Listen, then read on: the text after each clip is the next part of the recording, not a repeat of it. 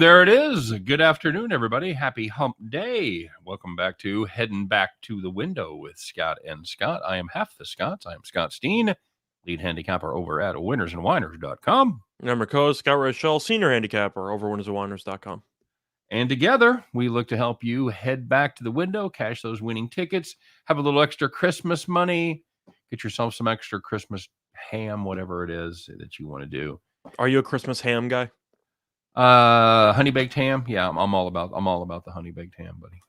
I gotta be honest with you. Turkey's for Thanksgiving. I'll eat turkey for Christmas. Don't get me wrong. I'm not gonna look down on you, but yeah, I like a nice ham. Okay. Yourself, you guys, would you say you do turkey for Christmas too? Or what do you do for Christmas? I don't celebrate Christmas, so I do nothing for it. It's a trick question. Just seeing if I could trip you up. Yeah, Michael trip Hall. me up on what my family follows. Yeah, we don't really follow any of that. Michael Hall is in the house. What's up, Michael? Rock on to you too, brother. I like eggs. I like nog. I mean, what's not to like? You don't do any it's so December 24th and December 25th. They're basically the same days to you. Pretty much. There actually is an interesting Jewish tradition for Christmas, which I don't really know how that started. A lot of Jewish people randomly get Chinese food on Christmas. That's just a thing. I've heard that. I don't know when that started, but that's actually a thing. I think it started when Chinese places were the only ones open on Christmas. Probably. It's a good answer. That'd be my guess when it started. Joan is here. Joan, what's up? Nice to have you in the house. Scott, how'd your yesterday go? Went well.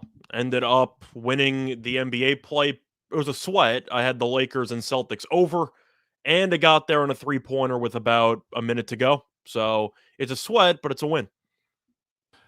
Never a doubt, sir. Never a doubt. Yep. What about you? I was, I've had better days. As the famous song goes, we had the. I'll tell you how it went. We had the Merrimack under, and the Merrimack Warriors, one of the most consistent under teams in the nation. I think not ooey pooey, but close. They share a lot of similarities with ooey pooey. The lack of offense, the lack of pace, the pretty good defense. So yesterday we had them at 119. It actually went up to 120 by game time. And first half, 54. Merrimack puts up 19. They're doing their thing. It's perfect. It's a blowout. Brown's up by 16. Everybody's gonna slow the pace down. Not exactly the case. Scott put up 78 in the second half to absolutely bury us as Merrimack, the lowest scoring second half team in the nation. As I mentioned, put up 37 instead of their usual 26. So thanks a lot, guys. Really, really appreciate the effort there. And that was pretty much harbinger of how things went. I had Tennessee. They could never get over the hump. No, that was perhaps the ugliest basketball game I've ever watched, not involving Virginia. I had a great time watching that second half, especially the second half. That was so funny. It was so funny. It was ridiculous. It was. What do you have? You had 6 points in about a 12-minute span combined. Yeah, it was. I never saw anything like that. Farm got money. That's right, baby. That's right. We got the farm in. Thanks for the DePaul play. Yeah, no, and I know everybody was probably sweating it a little bit there in the first half because we were running a little bit. We were running a little bit behind schedule there, but they were able to completely vindicate us there in the second half. Running out of places to put my farms. That's right. That's the kind of problem you want to have. That's the kind of problems we're here to give you guys. Getting cold, time to harvest, says R. Rivera. That's right. Get that winter wheat in, man. So, let's get talking. Like I said, you had a good day. Farm was a good day.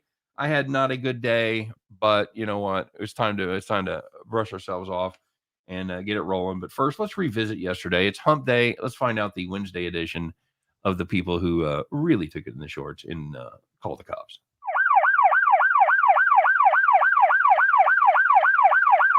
All right.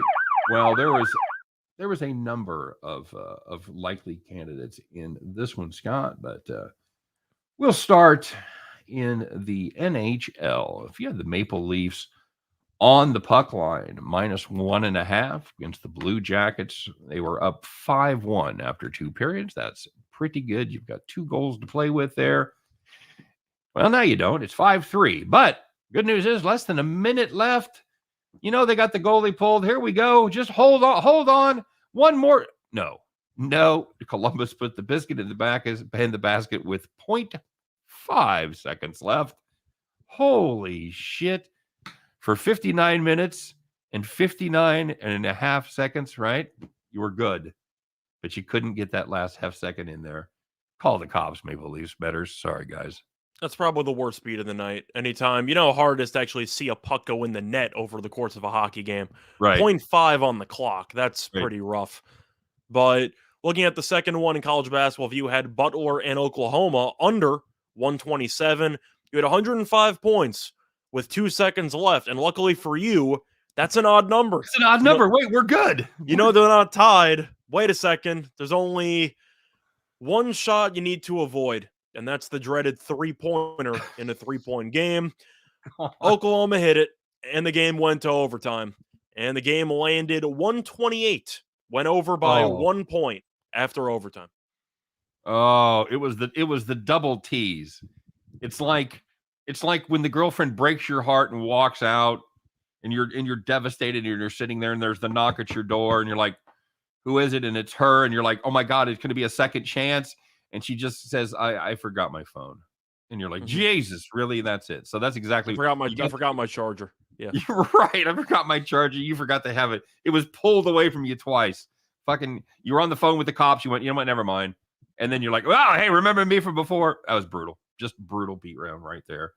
And finally, we have one that's kind of similar. Stop me if you've heard this story before. It's Temple Vanderbilt under 132.5. It's deja vu. Yeah, God. I don't even know how this game was close to overtime. Can somebody foul when up 3? That's all I ask. Can somebody foul? Basketball, the last sport to embrace even the most basic of analytics. Jesus. I could show him. Even I could show you the math behind that one. How the 3 is greater than 2, and if you subtract the score from 2, there's still 1 left over. It's very important. Temple led 158-55 with 1 second left. Oh fuck! It's in call the cops. Whatever is going to happen here. Dun dun dun. I can't take the suspense. Oh my God! Vanderbilt hit a 3-point. No. Yes, Vanderbilt hit a 3-pointer. Unlike the other one. There wasn't much of a sweat in this one. In overtime, the game landed 140. Your 132.5 is just a memory. Temple, Vanderbilt, under 132.5. Hopefully they didn't have the Butler, Oklahoma game too. All I can say is call the cops. Foul. There's only one guy you don't want to shoot the ball on Vanderbilt. That's Scottie Pippen Jr. Triple team him. Do something. It shouldn't even be hard to remember his name. It really shouldn't be. Like, what was that one guy's name? Jones or no? His father's writing a book.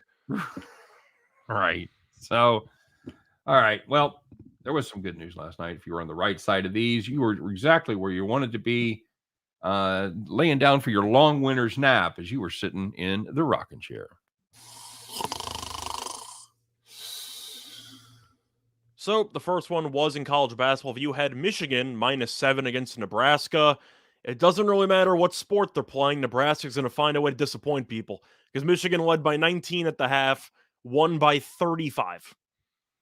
Which Martinez is screwing up for the Nebraska basketball team? Do they have a disappointing Martinez on that team? I think they all transferred. It doesn't matter who Nebraska has. They're supposed to be mediocre. They're supposed to be terrible. It doesn't matter. You know they're going to end up falling apart at some point in conference play. Break your heart. Yeah, the Ducks Sabres under 5.5. Congratulations. That was a fine play. They had 0 goals in the first period. They had 1 goal in the second period. And because this isn't on the segment before this, you know it ended well. They had 1 goal in the third period. It ends up 2-zipped. Hello, Duckies. Congratulations. If you were sitting in the rocking chair on that one, under 5.5, you're good to go. And the last one, if you had a Southern plus 30.5 against Kentucky, why wouldn't you? They trailed by 5 points at the half. They only lost by 12. Kept the game close. I believe they never trailed by more than 14 in the entire game. Of course, you're going to lose when you go to Rupp and you're Southern, but props to you for keeping it close. Well, don't even get me started if you go to Rupp and you're Northern.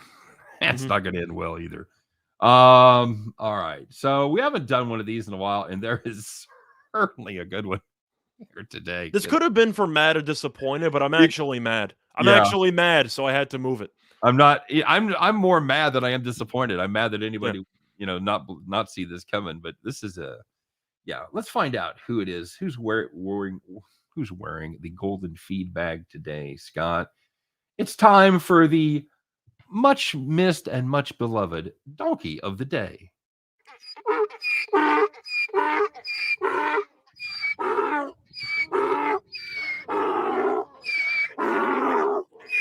There we go.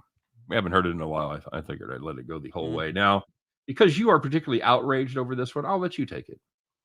So it was a matchup between Virginia and James Madison yesterday. Virginia was laying points, as they shouldn't have, and they lost the game outright. However, we're not even going to talk about the full game.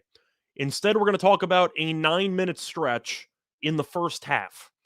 Virginia scored 0 points over 9+ minutes against James Madison. And the reason why I'm so annoyed is because this is the second time this season. It's the first week of December. It's the second time this season Virginia has not scored a point in 8+ minutes of game time. How do you even do that? I mean, I know they slow everything down. I know they work for the extra pass, and they're a team. You need a free throw. Get to the line. Something. You're running laps for 9 minutes. Put one ball in a basket. Can I get a scholarship? If we're not trying to score, I could help out. I could help out if we're trying not to score. Can you play defense like that? Because, part of that is the fact that they can play guard. Defense. I was a pretty decent defender back in the day. All right. Okay, Al Bundy, calm down. I can play a little bit of defense. I'm just saying, if you're going to score 0 points and you're going to give all these people scholarships, get your money back or force them to double major or something. Because you got to find a way to score. James Madison. In the first game, by the way, they couldn't score for 9+ minutes against Navy. These aren't exactly the Baylors of the world. They're not the Texas Techs of the world. They're not amazing defensive teams. You're against Navy and James Madison, two teams that will probably not make the tournament. Maybe Madison can win the CAA, but still, just score 1 point. One time. That's why I'm outraged. This is a joke. Okay. All right. You feel better? A little bit. But no, I'm happy I didn't watch the game. I'll tell you that much. I hate it when people give a problem without a solution. So what, do you have a solution other than letting you play? I think the solution would be something that Virginia's not going to embrace, which is maybe you should switch up systems, at least for this year's team. Your team isn't good enough to voluntarily score 55 points and win games. As of right now, Virginia's probably going to miss the tournament. You have losses to Navy and James Madison on the resume. You might want to switch some things up. Oh, hey. Remember I was telling you before the show. By the way, we got a lot of people in the house here that I want to say hi to.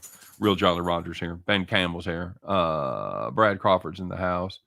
Bien Trabajo. Am I overreacting about Virginia? I feel like you have to switch something up at some point, right?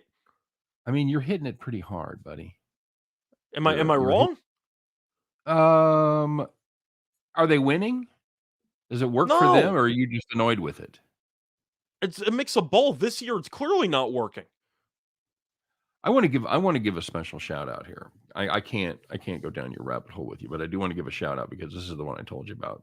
Jay Seaton is in the comment section, and he hit a 3-team puck line parlay yesterday for about 29 and change to 1. So I think he said he put 50. Man after my own heart, puts $58 on the parlay to win like.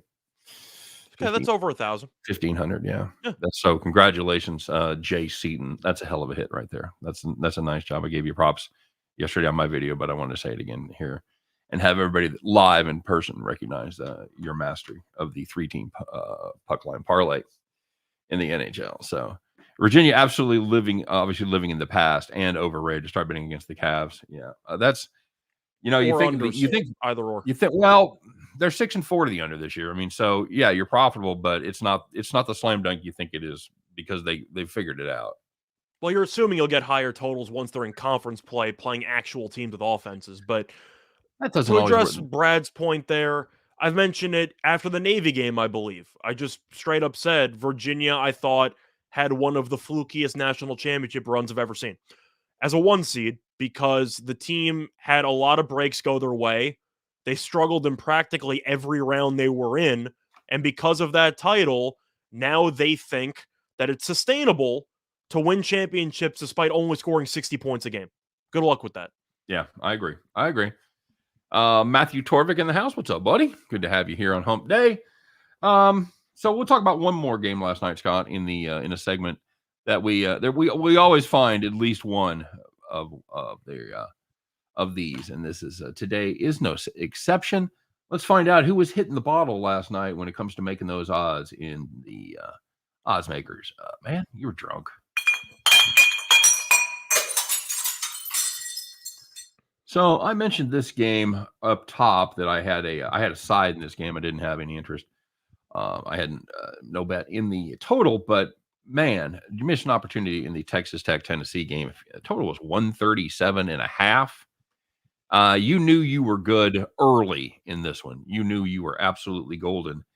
The first half was like low scoring, but the second half was redonkulous. What was it, 19-15, Scott? Is that right?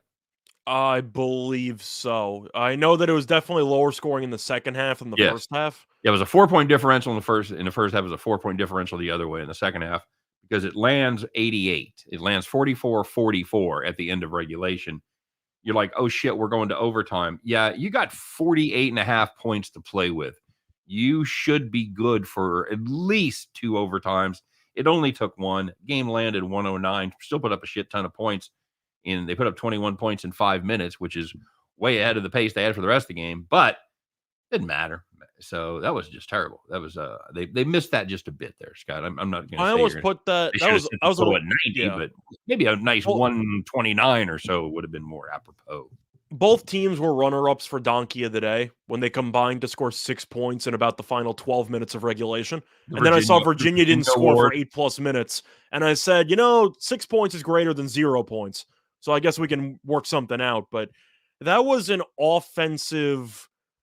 I can't say it was a war. I can't say it was anything. That was a drought. That was Dust Bowl drought. That was next level. You should just hand the other team the ball. Because you're doing nothing with these 30 seconds. Yeah, absolutely. It was Jay Seaton, guys. JC Stone. It's a fine handicapper. Put some fine picks up there, but it was Jay Seaton that hit the 3-team hockey parlay. I'm gonna pat myself on the back for the Tech game because I had Tech in the under, and I said both those on air. That's right. Well, if you don't say them on air, they didn't happen. So correct. I did say them on air. So I know STM Network had a rough day yesterday. I said he went 0-7 and he's retiring. The system took a beat. You know what that means, by the way, right? It's due. No, it means you got to get the spare bedroom ready. Yeah, we're not quite there yet.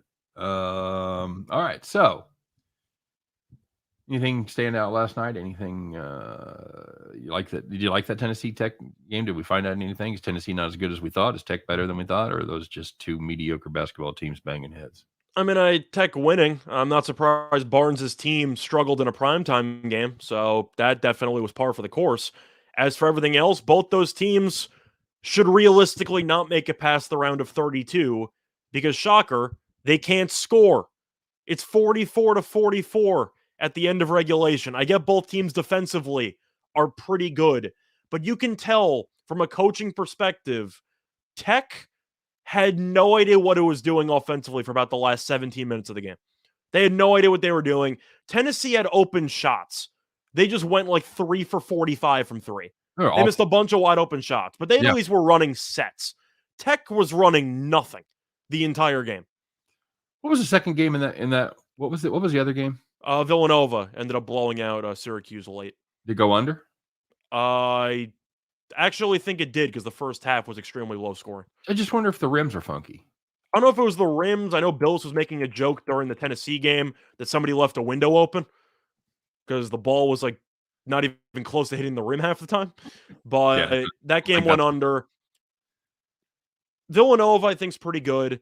The thing is that Syracuse gave him a tough time in the first half because the zone, of course, is unique. But you can't run a zone for 40 minutes against a team that only shoots 3-pointers. And Villanova, shockingly, hit a bunch of threes in the second half and blew the game open. Yeah, you're gonna be able to work for the shots. If you're willing to take those shots, you can beat the zone.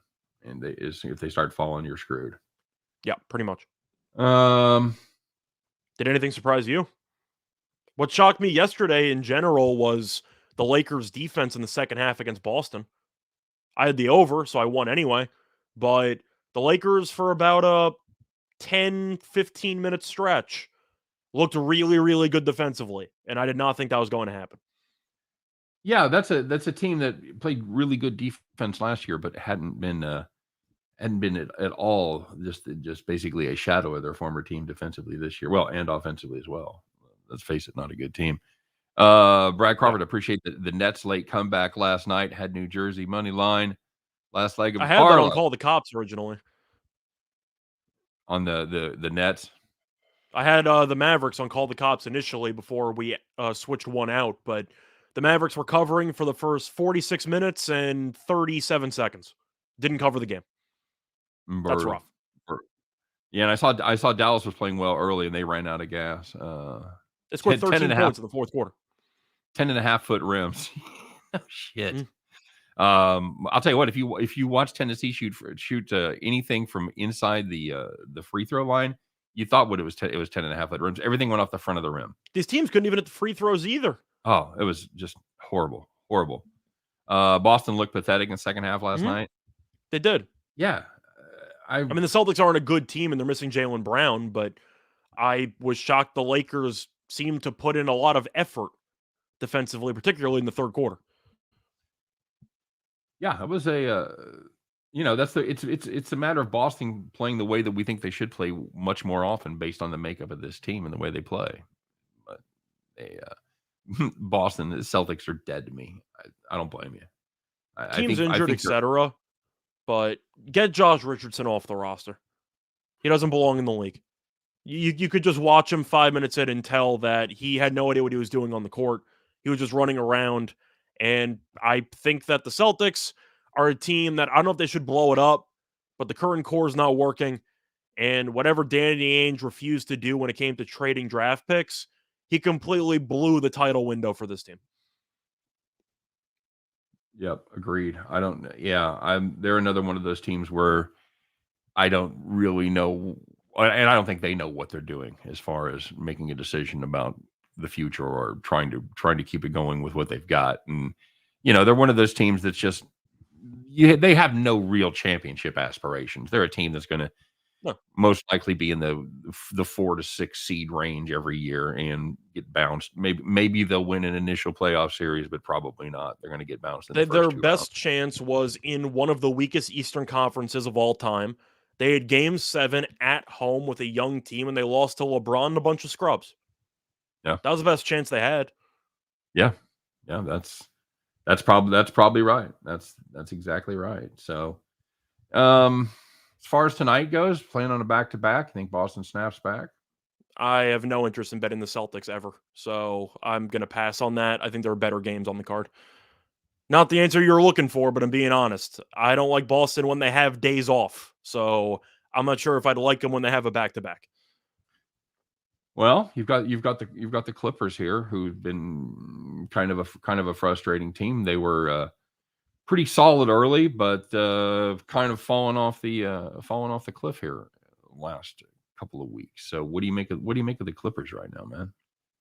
The Clippers are a team that's offensively challenged because they're missing their best player. And we know Paul George is the main source of offense for this team.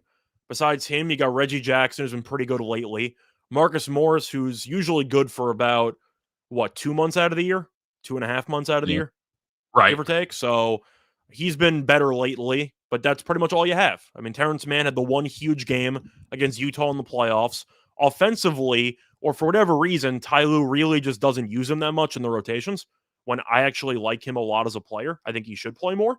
But I'm going to go with the Clippers here. But it's a spot where I like the under if I had to pick my favorite option here, because I think the Celtics will be a bit fatigued. Of course, there's no travel involved because they're playing in the Staples-Crypto.com Center again for the second straight night. But I'm looking at a total here. I like the under because the Clippers don't really go fast. They're not a great offensive team. And I think that after such a terrible showing last night, I do think Boston will look a little bit more focused on the defensive end in this game. I want no part of either one of these teams in this situation. This is a I'm going this is, total. I don't trust either team. yeah, this is a Clippers team that's failed to cover the last 5 at home, and it was against some weak ass competition, including Detroit, New Orleans, Sacramento. Yeah, I have no interest. Clippers are good to me this year. I've backed them, I think, 3 times, and they've won all 3 times, so I got no issues with them. Ted Piano in the house, Silky Man in the house. Ted wants to know where I am in relation to the Iowa board. I'm 2 hours away. I'm 2 hours south, buddy. I'm in KC. T-Train in the house. What's up, bud? T-Train running behind schedule. The T-Train's not running on time. Avs, Cavs, and Mavs. I like the sound of it. I don't know if it'll hit or not. Who the Avs got tonight, Skeeter?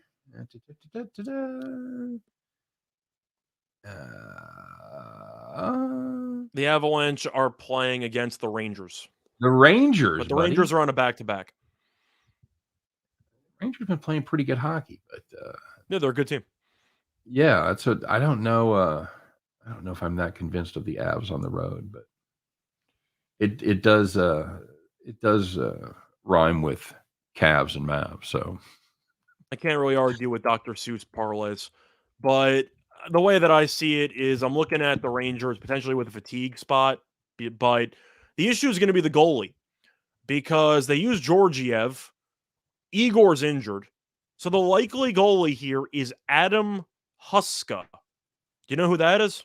I do not. Neither do I, because I don't think he's ever played before.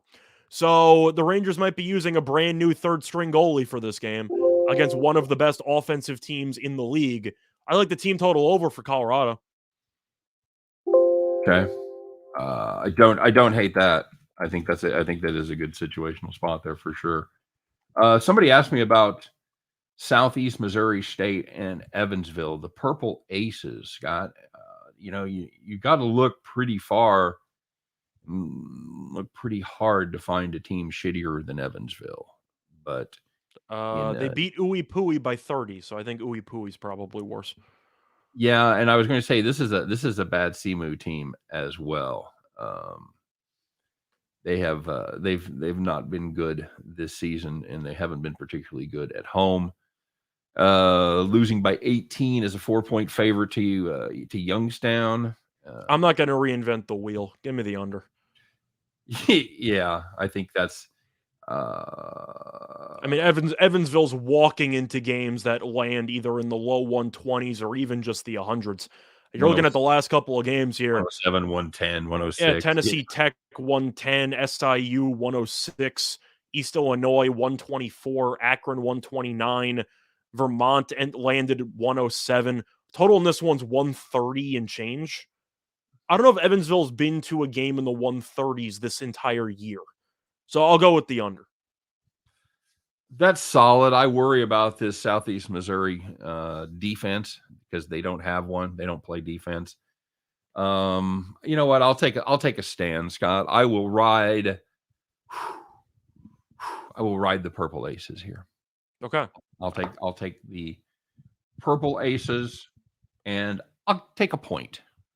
Okay. I got to lay one. It's a Simu +1. Sorry, I'm laying one with the Aces. STM talking about how the New York parlay cashed yesterday with the Nets and Knicks, Rangers, and Islanders. I believe it's called the Bing Bong parlay, and it did cash last night. So definitely a good day for New York.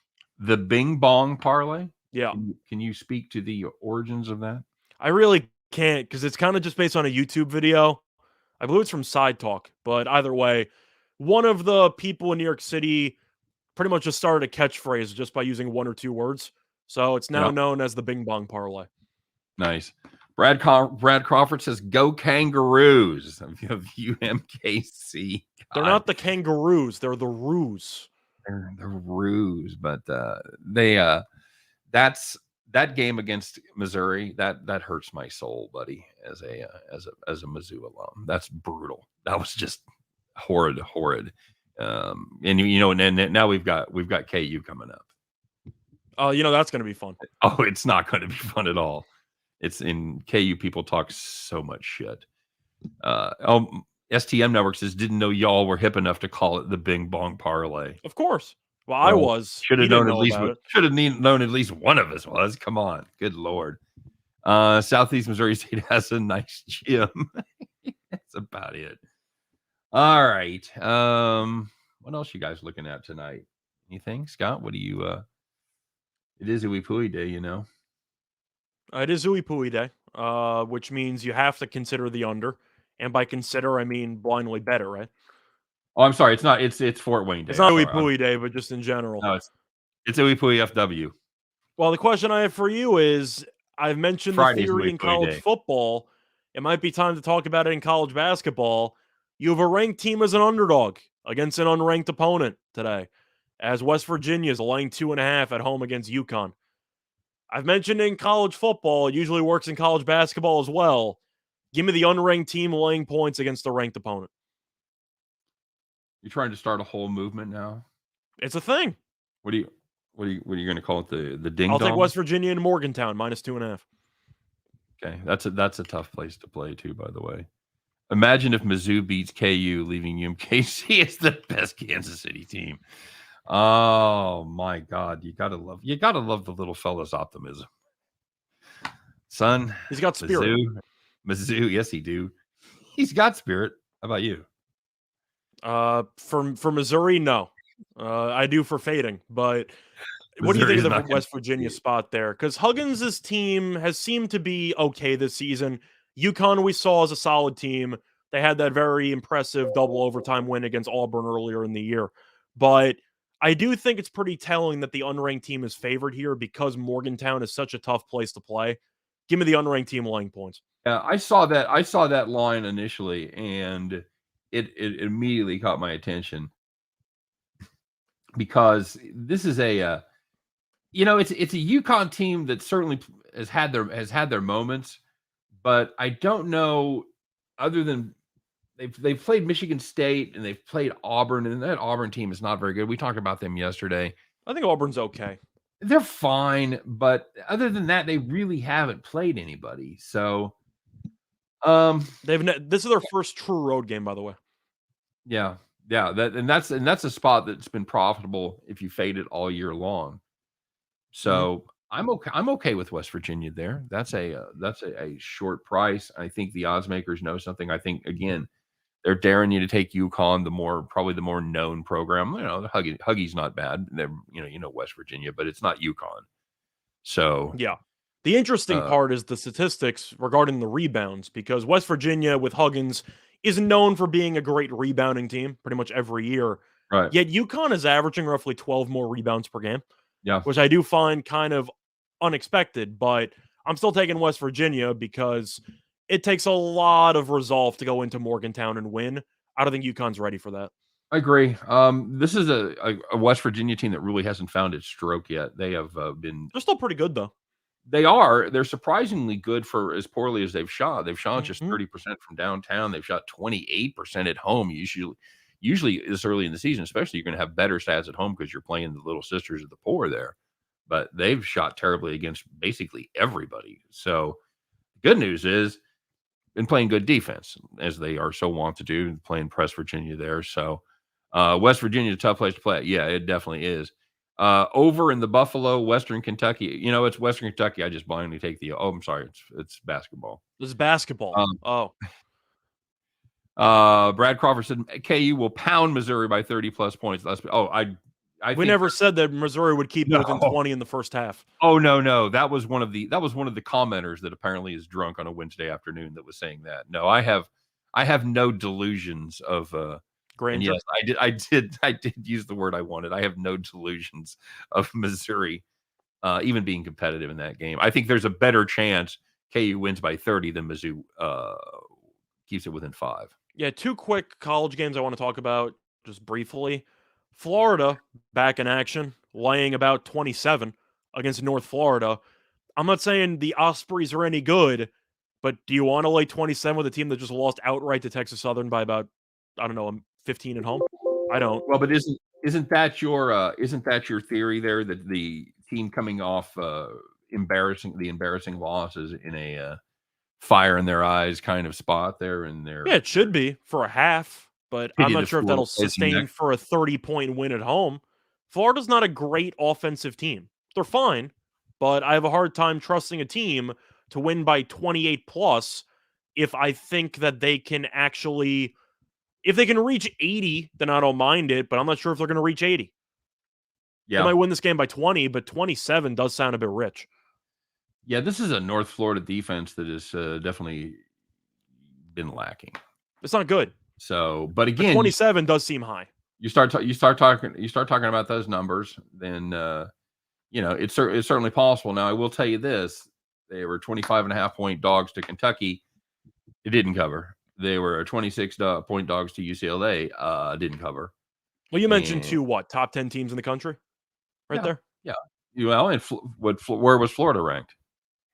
Florida, I believe, was either high teens or low 20s. So It's whatever they're ranked now. I'm They not saying. lost I'm this just week, saying. so I don't think. Florida's I understand. 20. I just don't think there's that much drop off. This is a team that lost by 35 to FAU, buddy. How about that? Can I interest you in FAU? It's not good. I'm just saying I don't want to lay 27 with Florida on principle. Okay. Yeah, But the other game I want to talk to you about was I want no part of this, by the way. Okay. Other matchup involves the team you kind of have to auto fade. It's the Chippewas playing tonight against Youngstown State. And Youngstown State is laying 12 against Central Michigan. I don't know how you don't just blindly fade Central Michigan when they lose at home to Western Illinois by 25 plus points. That's a bad loss. I mean, this is a pound for pound one of the worst teams in the country. They are awful. Give me Youngstown. Am I wrong? Central Michigan's been getting blown out every game they've been in. They're awful at every single aspect of basketball. Yeah, they're not good. Real Jolly Roger says, "Don't bet Florida unless you hate yourself." That's fair. I could get behind that. But I'll lay it with Youngstown until Central Michigan keeps it close in a game over the last couple of weeks, which they haven't. I got to keep fading them on the road. They're just a terrible team. Yeah, and we've talked a little bit about them in the past. This is a team that is deserving of no respect. Like you said, they had the coach is going to get fired. I don't care if it's his first year on the job, second year on the job. You can't be this bad and expect to keep your job. True. Yeah, that's absolutely true. Yeah, I'm okay with fading Central Michigan there in a spot. I think that's a pretty short spot. This is a Central Michigan defense that's off the charts shitty, and I think Youngstown should be able to have a heyday with them. So, Florida was number 20. Thanks, Brad. Okay, there you go. Yep. UConn's missing Martin and Sonoga, so even more reason to fade them. Yeah, I think West Virginia wins that game by 8. Brad says he's taking North Florida. I get that, and it certainly could. That's a ton of points to a Florida team that really showed a shitty game last time. I'm not picking North Florida to win the game. I'm just hoping they lose by less than quarter of 100. I just wish it was somebody else because they're awful. Yeah, that's fair. They're a really bad team. Dayton SMU tonight. I looked at that as well, Ben. SMU is a sucker bet. Dayton +4. I mean, Dayton I faded during their miracle run there to a title, as I had Miami in the first game because Dayton was awful and Miami ended up getting killed. And then Dayton turned out to, as I said before, win the entire tournament. I like that Dayton team because they started to actually show some chemistry with all the grad transfers they got, etc. I think Dayton's got a great shot to win the game. I'm not really high on this SMU team. No, this is a Dayton team that obviously got by KU, and what we thought would be a letdown spot next time against Belmont, they were able to take care. They took care of business in that game. Yeah, they did. They won by 2, but they did their thing.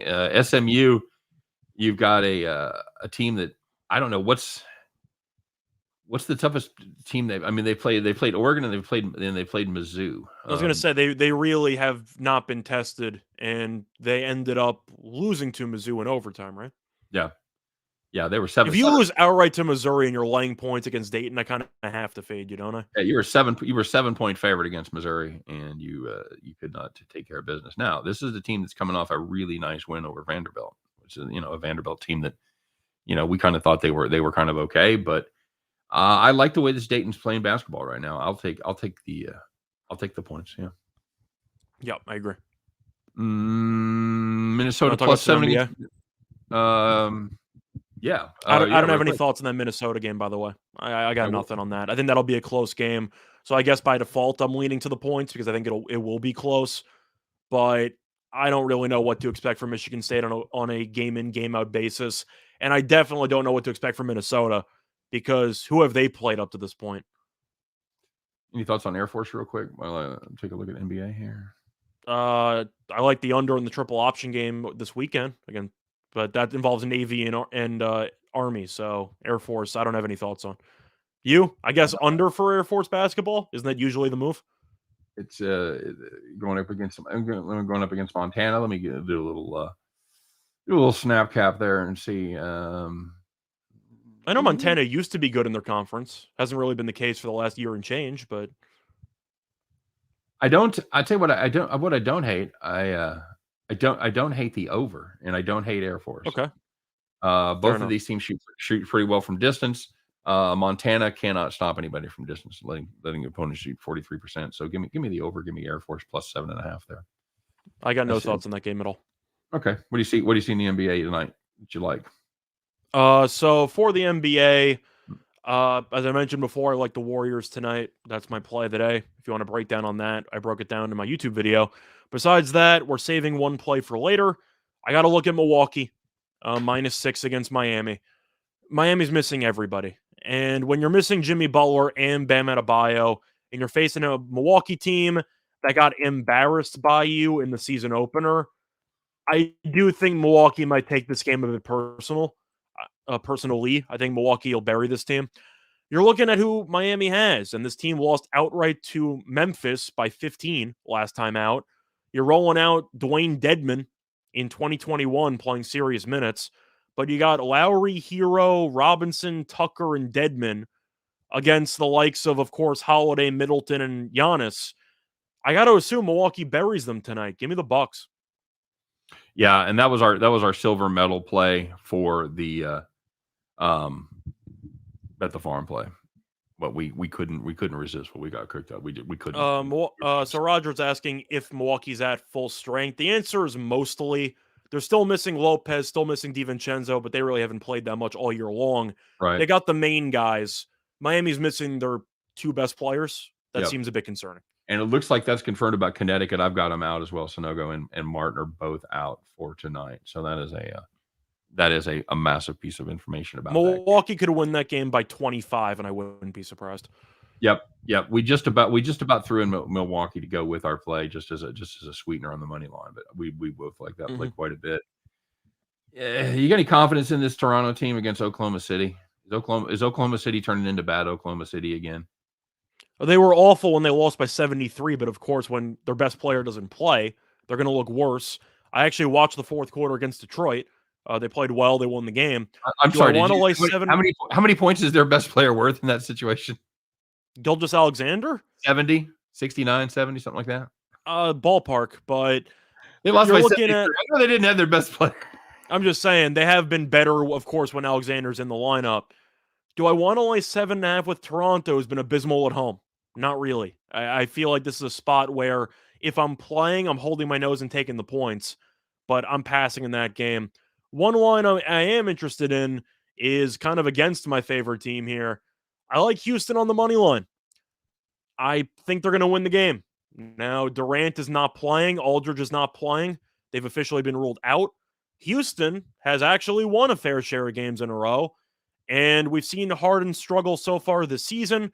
Their starting lineup for this game, projected: James Harden, Patty Mills, DeAndre Bembry, James Johnson, and Nick Claxton. I'll take the Rockets' money line. Are you sold by that starting lineup? I'm not. Although it does remind me of that lineup that beat Milwaukee in the bubble there. But that's fair. But yeah, That was kind of a one-off. And yeah, I don't hate that play. Catching good plus money value there. All right, buddy, let's do it. Let's do it. We've got a lot of pressure. We've hit 4 in a row, and we have put our heads together. We spent an inordinate amount of time on this today, but we're either getting suckered in or we're geniuses. Let's find out which is going to be as we strap on our overalls, put on that straw hat, and climb aboard our John Deere. It's time to fire it up, guys. It's Bet the Farm.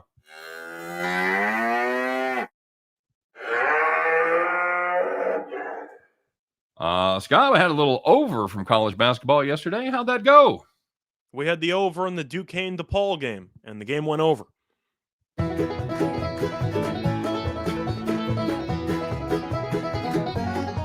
Yeehaw! Yeehaw! All right. So today we've got another over cooked up, and let's see. Let me get to the correct banners here, guys. It's going to be Philadelphia 76ers and the Charlotte Hornets over 214. That is available at -115 on DraftKings. Yes, we couldn't resist, kids. You can't. Each of Charlotte's last 6 games have had at least 248 points. That's right, 34 points over this total. 24. Oh, yeah. Sorry, 34. Yeah. All right.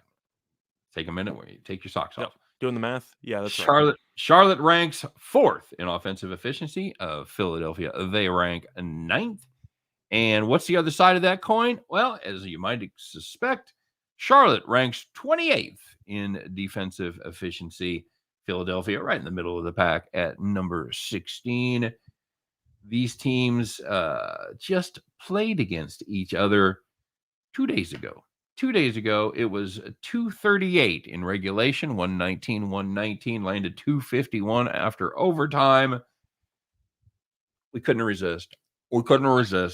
It's the Charlotte-Philadelphia over a very reasonable number of 214, and that's going to do it for our Bet the Farm play. Scott, thoughts? This line looks like such a trap, but at some point, you got to just accept it and just deal with it. I have to. When you're walking into games in the 240s for the last 2 weeks, even if you're giving me the okie doke, I know this line could be at 220 and people would still bet the over.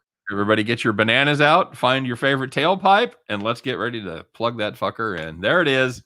Yep. Our Bet the Farm play, kids. 76ers Hornets over 214. We're going for 5 in a row, everybody. Scott, thanks for being here. Everybody else, thanks for joining us as well. It's always fun to hang out with people here every afternoon. We do it every day, 3 p.m. Eastern, 2 p.m. Central, as Scott and I try to head back to the window. Let's do it again tonight. You guys have a great day. Good luck on all of your plays, and we'll